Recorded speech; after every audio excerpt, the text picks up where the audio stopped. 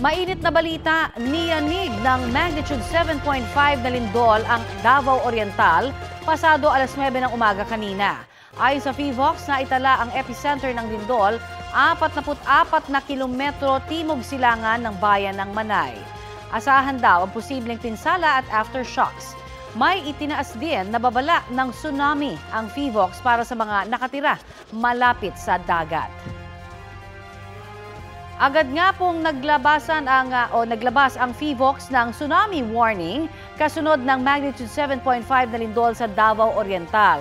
Pinaalerto ang mga residente na nasa coastal areas ng Eastern Samar, Southern Leyte, Dinagat Islands, Surigao del Norte, Surigao del Sur at Davao Oriental mula sa banta ng mahigit 1 metrong taas ng tsunami wave na maaaring magsimulang dumating hanggang 11:43 ngayon pong umaga. Posible po yung magtagal ng maraming oras. Pinalalayo na ang lahat sa dalampasigan at lumikas sa matataas na lugar. Hingi na po tayo ng update sa sitwasyon sa Davao Oriental mula kay Governor Nelson Dayang Hirang. Live po kayo rito sa Balitang Hali. Sir, good morning. Yes po, good morning po, good morning. Kamusta po ang Davao Oriental? May mga naitala na ho ba tayo na mga damages at may mga evacuation centers po ba tayo ngayon na inaasikaso? So far meron ng mga ilang mga na-damage na mga structure. The rest is ongoing pa ang assessment namin and meron na kaming confirm dito sa City of Mati isang casualty. May casualty, ilan ho? Isa, nabagsakan siya ng part ng bahay.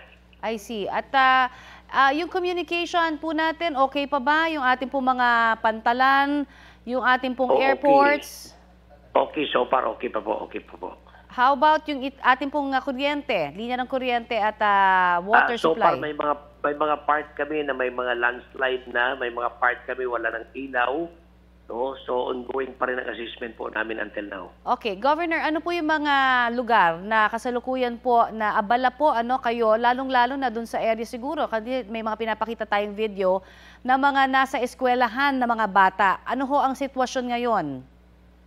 So far nag-declare na po tayo na walang pasok sa lahat ng government offices including government school, no? Meron ng mga hospital na hindi na muna namin pinapasukan dahil delikado na while ongoing ang assessment.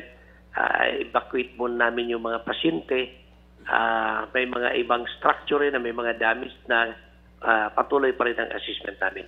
Didetalye lang ho tayo doon sa casualty o yung namatay po. Sabi niyo ho kanina, ito'y nabagsakan ng pader sa kanilang bahay.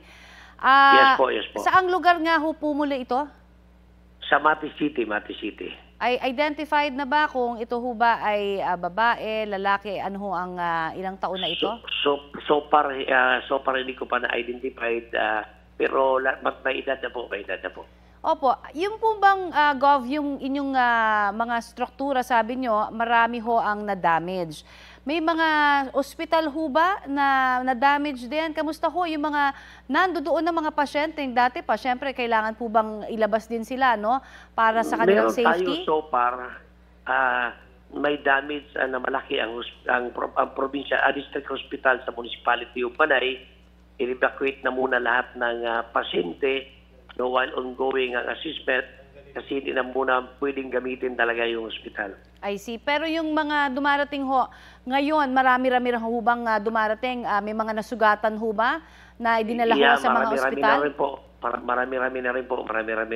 Ano ho yung mga karaniwan na sugat po na natinamo nila? Yung mga nahulugan po ng mga bagay-bagay, yung iba nag-collapse. Okay. At sa unang pagkakataon lamang po ba ito, Governor, na nangyari yung ganito pong kalakas na 7.6 na magnitude na lindol? Kasi po ang ating pong pagre-research noong 2023, no? 2023, nangyari rin ho ito dyan sa may area naman ng Hinatuan. Tama ho ba yon? Yes po, yes po. Pero so far sa Davao Oriental, ito ang pinakamalakas po. Opo, sa Davao Oriental din po yun eh. Pero yun, ito ho, ngayon lang ito sa inyo pong bayan. Talagang ganito ho Ngayon lang kalakas. po, ngayon lang po. Yung hinatuan is part of Surigao po, Okay. that province of Davao Oriental. Pero ito po ba yung sa evacuation center nyo sa area po ng mga, syempre sa Dalampasigan po, kamusta po yung inyo pong ginagawang efforts para siguro mapa-evacuate muna dahil may tsunami warning po? May ongoing na hong evacuation. May ongoing na evacuation. Okay, kwentuhan niyo po kami kung po pwede po, no, Governor. Alam kong medyo busy pa ho kayo ngayon sa pagtanggap po ng mga reports, pero baka meron na ho kayong mga experience po mismo, no? Kayo po mismo, ano ba ho, gaano kalakas itong 7.6 na lindol na ito? First time ho namin, kaya pili namin talagang malakas na yung 7.5 or 7.6, no? But anyway, ongoing po ang assessment namin. Tatawag lang po ako later on. Alright, hindi na ho namin kayo sustorbohin at magpapasalamat po kami at magdarasal sa inyo pong kaligtasan lahat dyan sa Davao Oriental. Thank you po. Maraming salamat po. Maraming salamat. Yan po naman si Davao Oriental Governor Nelson Dayanghirang na nagbigay po sa atin ng update.